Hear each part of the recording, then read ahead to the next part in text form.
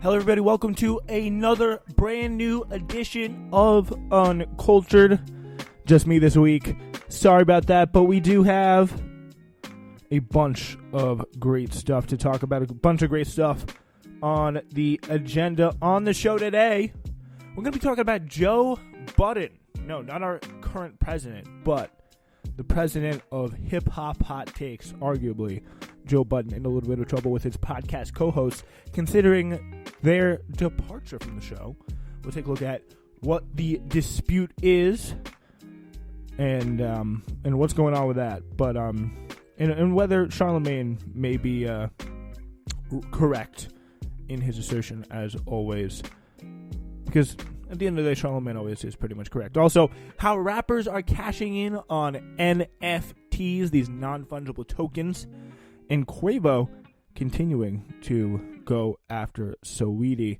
Those are some of the stories we have for you today. Joe Budden, he is getting into a little bit of hot water lately. This is from Hot New Hip Hop here. The Joe Budden podcast is pretty much usually one of the hip hop's most influential platforms, a testament to Joe Budden's growth as a businessman and media personality alike. Yet, longtime fans of Budden had come to expect some speed bumps along the way. So this is a Charlemagne quote I was referencing before. It was like, yeah, the one thing is when you work with Joe, it's always going to kind of end up a little bit weird because it's just who the guy is. He's not always the best to work with. Pretty much every career that he's had at some point has been incredibly successful for a time, then always kind of like come to a halt or some sort of stop, maybe 2 or 3 years down the road. Like, he was a successful rapper, like undeniably a very talented and very skillful rapper, but never really quite made it. Felt much more confident in his giving takes game, I guess you could call it. I really loved him and actually DJ Academics on Everyday Struggle for a little bit, but then when DJ Academics left the show, or not DJ Academics, but when Joe Budden left the show, it was really bad. But you know, he's just always been a very knowledgeable guy, always someone who has like a very like deep inside, like in and out knowledge of hip hop, and really added to a great culture of people who were kind of in there and like debating and talking and analyzing certain music. And that was a very, very big and very, very impressive thing to see someone like that do. And it felt like when we saw like the DJ Academics Everyday Struggle kind of complex stuff come up, when we saw the Joe Budden podcast, we saw all these other kind of various media outlets. It felt like we were kind of in the beginning of like a hip hop media sphere, but it seems like that has declined a little bit. I don't know. But the big beef is this recent narrative has sprung up, suggesting that longtime co-hosts Roy and Mal are on the verge of an unceremonious departure from the podcast. So, pretty much these two guys, Rory and Mal, they're kind of like his co-hosts who kind of inputted and were really a big part of the show. I've listened to a few episodes, never really been one for kind of like the whole thing. I feel like it just takes like a lot to get into. But I'm definitely familiar with Rory and Mal, some of the clips that they've done in terms of breaking out, and some of the big stories that they've broken. I believe they were one of the first people like to really report about the Pusha T Drake saga, and about how Pusha T found out about Drake's like lost child. But it really has been a very contentious podcast. Where there's always had like the debates. They've always had the various things.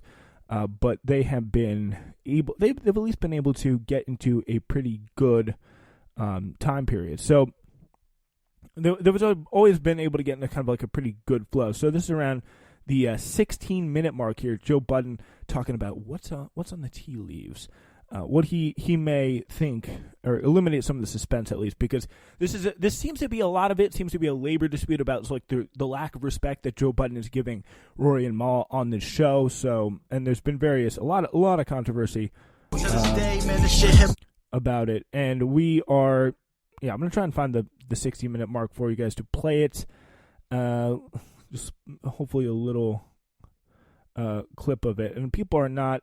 You can see already in the comments, people are like, "Oh, where's Ryan Mall? Where's Ryan Mall?" Because it's having a little bit of an effect on the bottom line here. Let's hear it. Doing a solid by saying, "Yo, the guy's on vacation." Oh, come on. That brought nothing but more conspiracy. That don't work. They said we're doing a rollout. Yo, everything is a rollout. Everything's a rollout. That would make sense. Yeah. But maybe we should roll. Let's roll with it. Let's roll something out. There you go. Wait, what did they say? It's a rollout. It's a We're rolling rollout. something out. But y'all got something coming down the pipeline. Yeah. I have an issue with so many of these things. I don't even know where to begin with all of this. Okay, so this is where we begin. I'll eliminate some of the suspense because I either love or hate when a show or doc does that. Rory and Maul are not here, but this is Rory's seat. This is not Ice's seat. Correct. And that is Maul's seat. And then you got Ice and Sivan are the people he has filling in for Rory and Maul when they're on quote unquote vacation. So, yeah, people in the comments don't really seem to be wising up to it, but it just seemed that Joe is welcome having them back at any time, and it's smart because at least to hear the hardcore fans talk about it, they played a big role in making the show what it is. So that is very clear. And whenever they feel like returning to their seats, then they'll return to their seats. Then I can go back to work. And then what will happen is the same thing that happens when your star players come back. Ice will go back to his job. Savon will go back to being voiceless in the corner, just taking the timestamps, and then everything is cool. But I also really enjoyed us getting killed. I enjoyed Savon getting killed, Ice getting killed, me getting killed, because all I did was show up to work. Right. All you did was show up when I asked you to do me a favor. Yo, do me a side. I need you to call out for a minute. I didn't even know what I was doing. Savon ain't ready for prime time like this. He's ready. What you mean? Prime time? No. That's not true. That's not true. You should maybe be the opening act. Not ready for prime time. You thrust into this position with this huge audience. 10 o'clock slot, maybe? This huge audience that's accustomed to certain personalities, takes delivered a certain way. It's not right. It's not fair. But hey. Hey, sink or swim, buddy. No, I understand. Yeah, so you hear there a lot of kind of cryptic messaging back and forth. We're not really sure. Oh, but sometimes relationships change, winds ebb and flow. So things aren't really quite going well. Parks is also on the podcast. He stepped in to offer his own perspective, noting how friendships and business can be difficult to balance, often requiring lawyers and management to mediate. I've been doing business with Joe Budden for a long time, he continues, and I don't come to you with some business shit. We have to keep doing shit. Other people should probably have done should probably have somebody else talk to you or one of your professionals. Later he claims Rory and Maul's beef does not stem from a financial place, prompting Budden to jump in. It's not a beef. No, there's no beef. No one has communicated to beef. What they have communicated to me is there's something wrong, whether that be in our friendship, how we're speaking to each other, the respect level. That is what they're saying. So they're almost it seems to be, they are pretty much essentially here on some sort of strike action. So solidarity with workers of the world, Roy and Mal on the Joe Budden podcast. That is for sure. We're going to keep following this story for you. One of the biggest hip-hop shows out there, probably the biggest hip-hop commentary show out there, Joe Budden going through a little bit of turmoil at the moment. All right, so yeah, that's some interesting news, and some also interesting news. Rappers and NFTs, XXL on this story. Despite the money-spreading trend in hip-hop, rappers' lavish lifestyles that are displayed on social media, hip-hop isn't necessarily the big business it appears to be, with touring off the table in a global pandemic. Due to the COVID-19 touring restrictions, rappers have been left to make up the difference in the income they lost during the pandemic, with some rappers turning to OnlyFans as a means of second income. Others are relying on NFTs to balance out the holes in their checkbook. So, yeah, there has been some holes. There's definitely been some money lost, especially with some of your more favorite, maybe indie, smaller rappers that have really relied on getting out, just hitting up, a few auditoriums, a few ballrooms across the country for some extra money and really getting them to the next step where they can hopefully do more than that down the road. So if they're not able to do that, it's a bit of a problem. So that is what they're doing with NFTs. So pretty much an NFT is a non-fungible token that is a one-of-a-kind and pretty much used as a digital collectible. Digital currency like Bitcoin or Litecoin is fungible. So if it's traded for another, the end result is the exact same thing. Not with NFTs. Once traded, an NFT is unique to its buyer. Pretty much the concept of an NFT, it's really, really kind of insane to think that you would purchase the raw computer data for like a song or some sort of music or an image or like special music. I mean, maybe it'll be, if you're doing it with, like, there's some just random paintings that are, again, they're going for millions upon millions of dollars. Just makes no sense and feels like a way, like some sort of, like, almost like a money laundering scheme. But if you got, like, an exclusive song that you can pay millions of dollars for from a top rapper and it's an NFT, that makes it probably a little bit more sense, I think. According to Billboard, NFTs are a digital collectible that serves as proof of its own authenticity. This pretty much means whether you're looking to sell, what you're looking to sell can be authenticated into a collectible item and purchased through a blockchain. For instance, a New York City man's fart was purchased for $85. In the hip-hop space, rhymers are a bit more practical with their exploration into NFTs. So yeah, a lot of this NFT stuff is absolutely, in my opinion, the perfect epitomization of a culture and, you know, a society that's gone completely awry. Because if we're paying $85 for people's farts, I don't know how you get that into an NFT, but yeah, so this is, well, I need to hear more about this, so hold on. So this is a Brooklyn-based film director simultaneously mocking and attempting to profit from the cryptocurrency craze from non-fungible tokens by selling a year's worth of fart audio clips recorded in quarantine. If people are selling digital art and gifts, why not sell farts, says Alex Ramirez-Malas.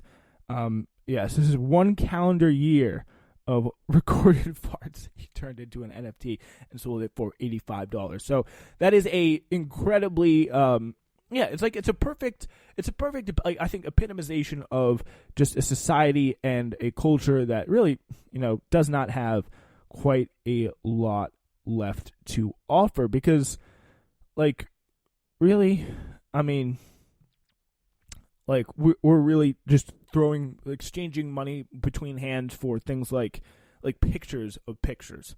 Like, you take a picture on your phone, and then, like, that's the picture that you get. Like, and you pay millions of dollars for it. It just literally makes no sense. So, yeah, that just really shows some of the logic at play here.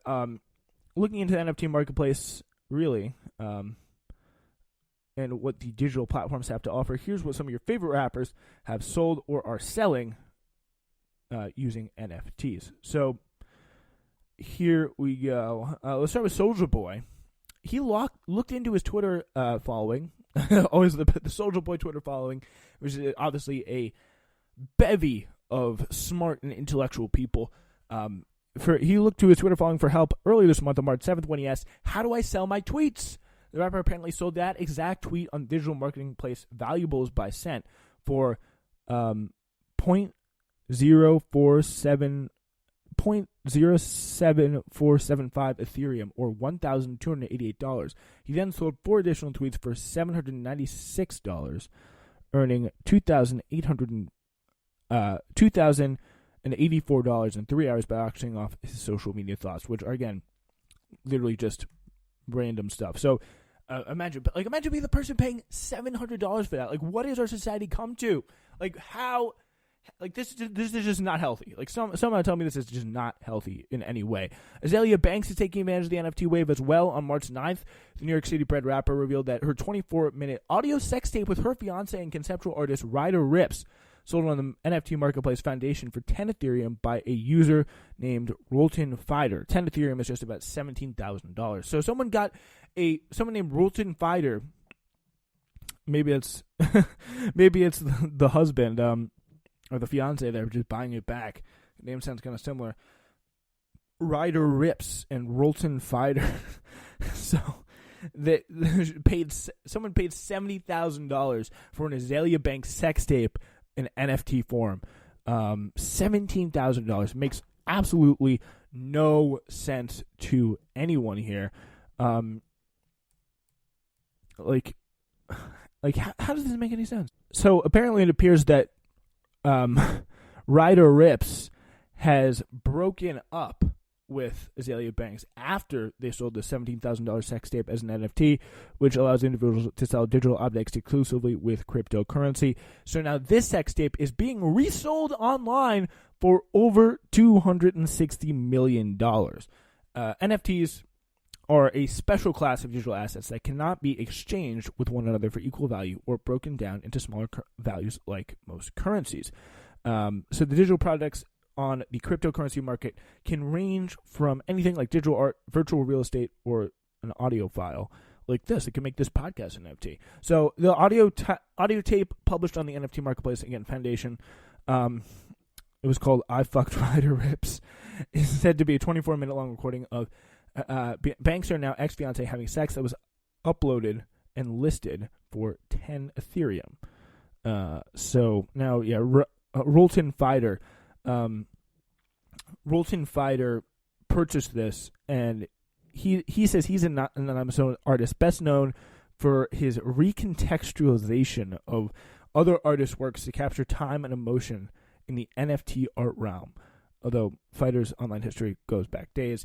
After posting an Instagram story about her and Rip's decision to sell the tape, Banks said the couple had broken up. It's unclear who Fighter is, but the speculation goes that it could be Richard Prince. So pretty much just some BS. Just absolutely insane kind of like BS, oh, we're going to make an NFT and we're going to sell it online for a bunch of money, and like we're going to do it and like pretend like we're doing something like really innovative here, and we're like it's just like stupid, like no way this should be happening in any society where money is like valued in a normal way. But yeah, it's just really insane. So Quavo, Lil Baby, and Jack Harlow and 2 Chainz have been about it. So Quavo, Lil Baby, 2 Chainz, and Jack Harlow teamed up with Bleacher Report to release an NFT collection on the digital online marketplace OpenSea during this year's NBA All-Star Weekend, which they were seen competing in a basketball competition. According to Rolling Stone, the collection features 4 custom-designed basketballs that mix music, culture, and sport with innovation. The rappers received their own individual Silver Edition NFT, of which 150 were minted and were sold for 0.4 Ethereum, so it's about $715. The rappers also received gold NFTs that they were able to present as 10 of 10, and put them up for auction. When Bleacher Report's gold auction came to an end, the tokens sold for more than $591,000, with 2 Chainz number 1 of 10 selling the highest for 38 Ethereum, $68,030. Lil Pump partnered with the NFT platform Sweet to release 3 unique collectibles, including digital jewelry, the Esget card, the Lil Pump artist card, Esget Diamond VVS. So, yeah, I don't. Is this a diamond in a digital file? Is this a picture of a diamond? Lord knows. So it's just, if you want a Lil Pump Esget Diamond though, you're gonna have to go quick, because this is an item that comes first come first serve basis, and you can purchase it using BTC or Bitcoin, Ethereum or ETH, or Bitcoin Cash on a credit card. Multi-platinum selling artist Ian Dior appears on Linkin Park co-founder Mike Shinoda's recent single Happy Endings, which features Upsale. 10 copies of a 75-second clip of the song released in February, which also, by the way, I'm pretty sure you can get on Spotify here. The whole song. Yeah, you can. This is it. It's playing right now. And, yeah, and there's really nothing that anyone can do to stop me from playing it. It's pretty cool. But why would I want to continue to play it? Because it's an awful song, and they're all awful artists. Anyway, MF Doom, according to NME, in honor of the late MF Doom, the elusive rapper's widow, Jasmine DeMille, record label Rhymesayers Entertainment and digital marketplace Illust Space have joined forces to auction off numerous augmented reality signed masks to be purchased using NFT, which is that's cool. That's cool. I'm supportive of that. There are 7 masks in total, and they're expected to sell between $15,000 and $75,000. Current selling price for one of the masks is about $200 ETH, which is about $338. It's also worth noting that 10% of the proceeds go to Doom's estate in the form of royalties to help future projects. So that's pretty cool there. You got to trust probably MF Doom to run a little bit more of a classier operation than people like Lil Pump and Soulja Boy with this kind of stuff, but it certainly seems like there is some really like odd behavior going on, like selling sex tapes and all this madness that we see on things like this. So yeah, but I don't know. Would I buy a augmented reality signed mask? So you can't wear it. It's just augmented reality. You can look at the mask. You can go like, can you scroll around, like look at the mask from different angles and pay $338,000 for that though? Like that makes no that makes no sense. It literally makes no sense. But Post Malone has also been at it. According to CoinDesk, Post Malone and his manager Dre London have joined forces with the digital marketplace Fuse to Fuse. Yeah, I think it's Fuse how it's pronounced. To give fans the chance to play against Post in a Celebrity World Pong League. In order to participate, users must have FYZ NFT tokens, which will reportedly be airdropped to users on Fuse. So Fuse is apparently this digital marketplace, and I have no idea how any of this stuff. I feel like such a boomer, but none of this stuff actually makes any sense. Like, are you gonna be able to put on some like VR glasses and play beer pong with Post Malone? Like that would be very sick, and that would be worth paying money for. And if you could hear Post Malone was good technology, but I don't know how any of that stuff works. Like none of this makes any sense. It feels like really a complete massive scam. That's a great way of just getting gullible people to pay rappers money and continue to kind of fill the holes in their checkbooks. So, yeah, and speaking of scams and people who like to hop on scams, Ja Rule, of all people, has been getting in on this. Ja Rule's Fire Festival was pretty chaotic and received quite a bit of criticism in 2017 for cutting corners and costs. Good to know, again, no such stuff will be taking place here in this NFT business. But according to the Newsweek, the Queens rapper has since hopped on the NFT train to sell a 2017 painting of the Fire Festival logo done by Trip Derek Barnes on the platform Flipkick. So pretty much, yeah, Ja Rule is selling the logo to the Fire, like an artist rendering of the logo for Firefest. Like this is so stupid. I don't even know. He just NFT'd some of a Brooklyn rapper Saigon NFT'd some of his son's artwork. A day prior, he shared his thoughts on NFTs with the Instagram community, posting a photo encouraging parents to teach their children about NFTs, cryptocurrencies, and stocks. So that's not a bad idea. At least know some of this craziness that's going on, how stupid it is, whether you want to avoid it, whether you want to stick with it. But it is, yeah, it's really not a sign of a healthy society, in my opinion, this NFT stuff whatsoever. Anyway, we do have to move on now, thank goodness. But we're talking about Quavo. Quavo, apparently his Petty Aries side is coming out again. It sure looks like it in the latest preview to Migos' upcoming single release, which was recently previewed on social media. So speaking of that, there's yet to be an upcoming, a concrete release date on this Culture 3 project. It's been cooking up for a minute now, but all signs are currently indicating an imminent release. In fact, the group appears to be laser focused and locked in ahead of the big drop, having recently taken to social media to drop off a few promising teasers for the album. The first finds them taking things back to October of 2020 during a studio session that Offset, Quavo, and Takeoff kind of locked themselves in the booth and huddled for a group recording session.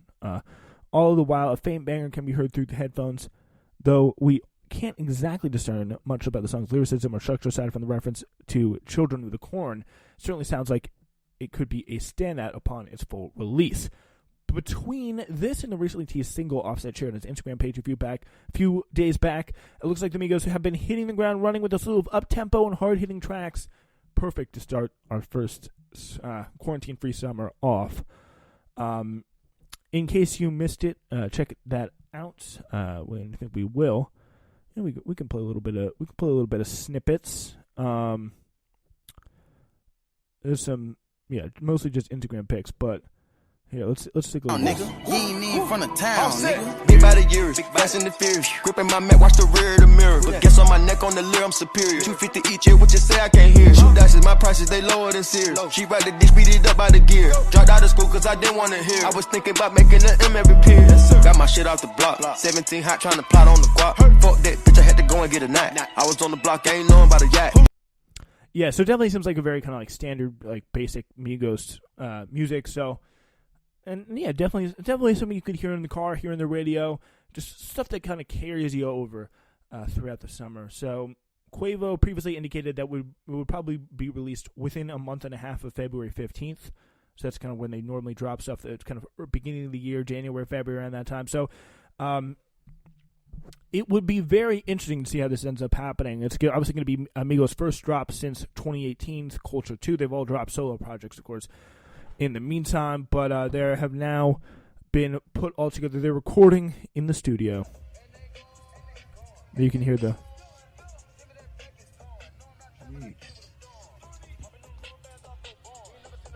That's like the audio there coming through the headphones from Our Generation Music's Instagram. But yeah, he's been previewing. Quavo has this upcoming single release. Over the weekend, Quavo and his girlfriend, the rapper Saweetie, broke up on Twitter, even though Quavo had such a nice pickup line. But apparently he had been it'd been suggested that the Migos frontman had been cheating on other women. Not good. Too much betrayal from Quavo is what she says was the big problem. You know what? I buy it. Yeah, and I really do feel like it does continue to be a bit of a problem that we see with like rappers being disrespectful to female rappers that they kind of choose to date here. Fans took to social media to express sadness regarding the split while hoping the two rappers were somehow still on good terms. Others, however, were much more savage in their actions, with several Twitter users wasting no time already shooting their shot at Saweetie, hopefully not going to be planning on cheating on them. But yeah, she did reveal the two have gone their separate ways. And over 2 tweets, Saweetie confirmed she was no longer with the Migos rapper, saying, "I'm single, I've endured too much betrayal and hurt behind the scenes for a false narrative to be circulating that degrades my character. Presents don't band-aid scars, and the love isn't real when intimacy is given to other women." Well, the confirmation alone that the two rappers are broken up is enough to shock the hip-hop fans.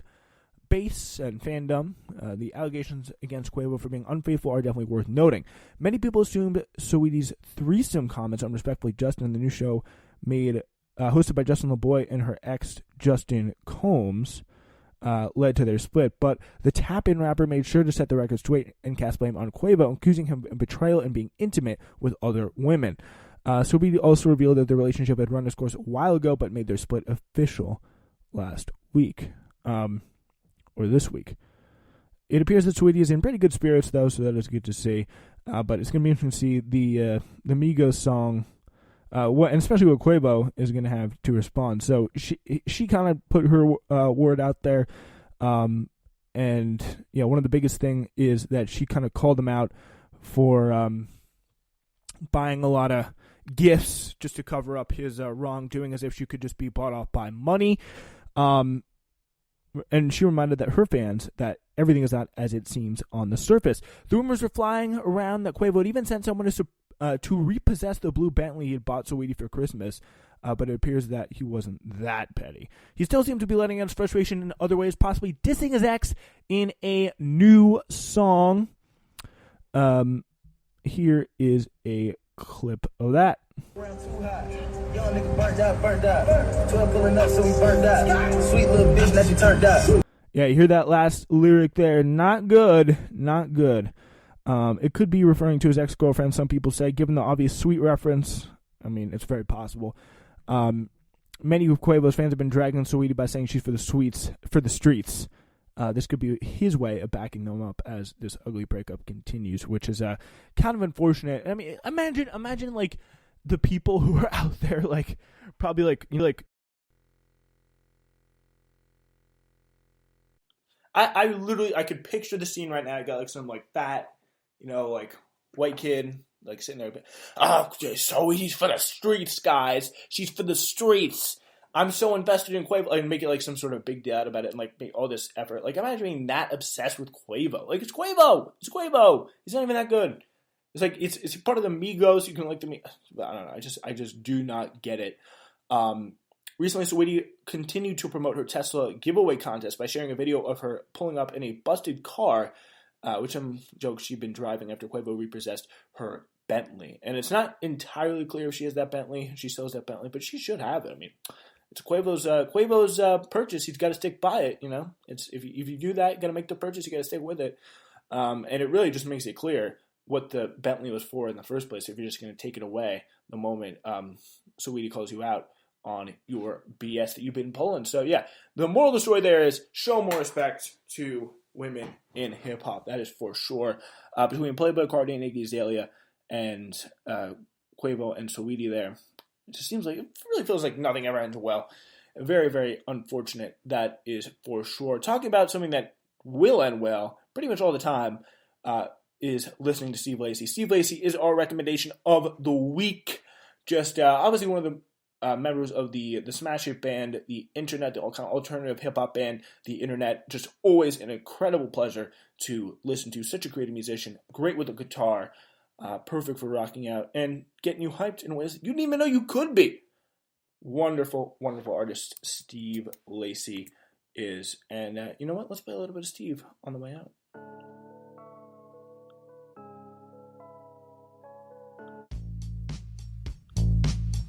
This is Some by Steve Lacy.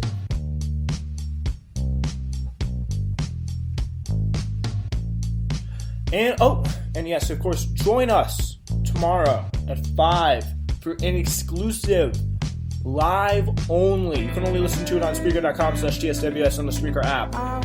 We have a live block party show. We're going to play music. We're going to play mixes. And, of course, throwing those live requests. So we'll see you then, 5 p.m. live on Saturday night.